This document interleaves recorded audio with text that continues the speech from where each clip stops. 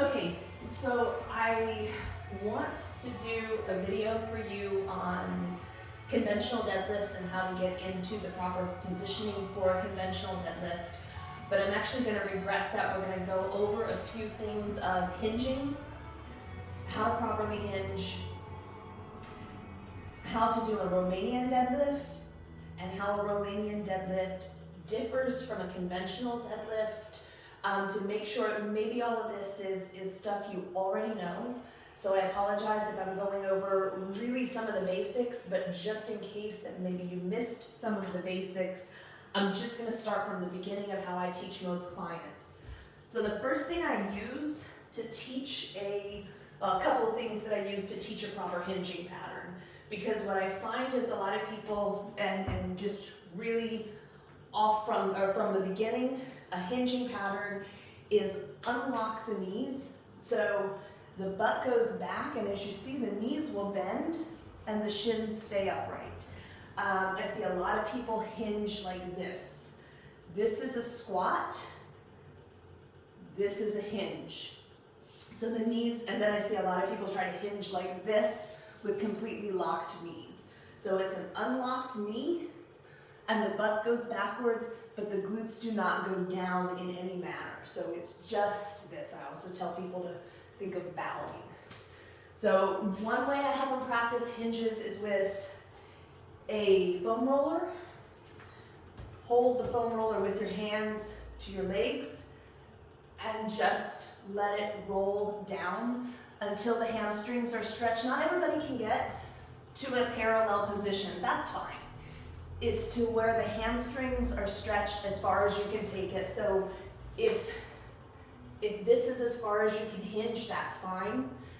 Little further next time, little further next time. But what you'll see, what you'll notice is as I hinge, my back stays straight, because I see a lot of people will get to the end of their hamstrings and then continue to hinge with their shoulder, or continue to descend with the shoulders because they're trying to get to that depth. There's no point in the depth that is done incorrectly. So the minute you get to the end of where your hamstrings can take, that's the end of your hinge. You don't continue going down with the shoulders. You're no longer hinging. Now you're getting the back muscles that are not supposed to be part of this exercise involved in the exercise. Another way, let's see if I can move this barbell out of the way here. Another way that I teach the hinge, because it's sometimes people have different ways that things connect, and some people I notice actually have an issue with the foam roller. This is another way I teach the hinge, and it's simply shins vertical, so feet on the ground, shins vertical, up against a bench. And again, it's push the butt back. The shins do not lose contact with the bench, so the knees have to bend. It's simple. And I'll teach an RDL, that's exactly how I teach the RDL. So you come in here, shins against the bench, or calves, calves against the bench, shins vertical, descend as far as the hamstrings will allow. Not this. This is no longer an RDL. So if this is as far as you can get, fine. Squeeze the hamstrings and glutes and stand back up. Each time, butt goes back. Try and go a little lower. Squeeze the hamstrings and glutes and stand up. Once you feel very comfortable with that hinging pattern, then we step up to the next level, which is, of course, without the bench. Butt goes back, stretch the hamstrings, squeeze the hamstrings and glutes, and stand up. Another comment I'm going to make here is to pay attention to the position of my head. I like to pick a spot on the floor about a meter and a half in front of me and look at it. And what you'll see with that is I'm looking at that spot, so my head actually moves during the movement. And what that does is that allows my upper back to stay neutral. If I move my entire head while I hinge, or if I don't move my head while I hinge, let's see if I can even do it. Now my back is in an awkward, I almost can't even do it because it doesn't allow the positioning that it puts my upper back into just feels awkward. It just, now I'm in a very arched and weird position. So just pick a spot about 1 meter in front of you and focus on that spot. Once you've mastered the RDL, now it's time to move into the conventional deadlift. And so you'll already know from your RDLs how deep you can get into a conventional deadlift. Meaning in the beginning, you may not be able to do the lift from the ground. That's not a problem. Put the barbell up on blocks and, excuse me 1 second, I will edit this out. I have to blow my nose.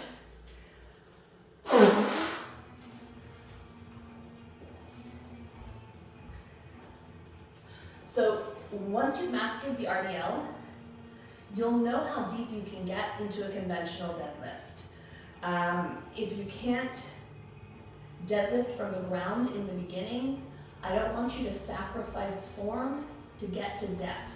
We want to slowly stretch out the hamstrings. So to get into positioning with the conventional deadlift, I'm going to bring it back from the camera a little bit so you can see everything I'm doing. All right, barbell over the middle of the foot.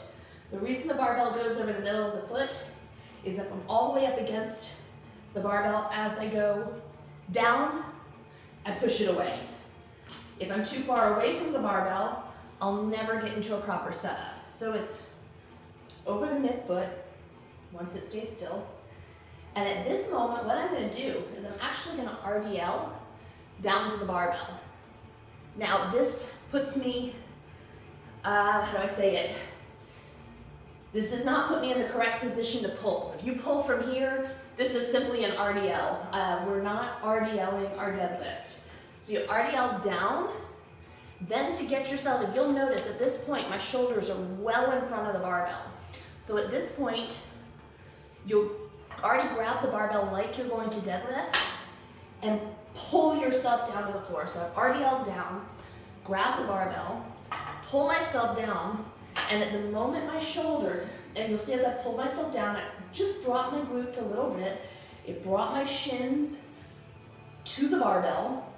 And at the moment the shoulders are above the barbell, that's when we want to initiate the pull. So RDL down, find your positioning, brace, which I'm not going to do too heavily right now, and then pull yourself to the barbell and just, so you're going to drop the glutes just a little bit in that pull, not a ton, because at this point we're not squatting down. You do not want to squat the bar up. So it's just, and at the moment the shoulders are above the bar, that's when we push the ground away and lift. So again, I'm going to move the camera so you can see it a little bit from the side as well.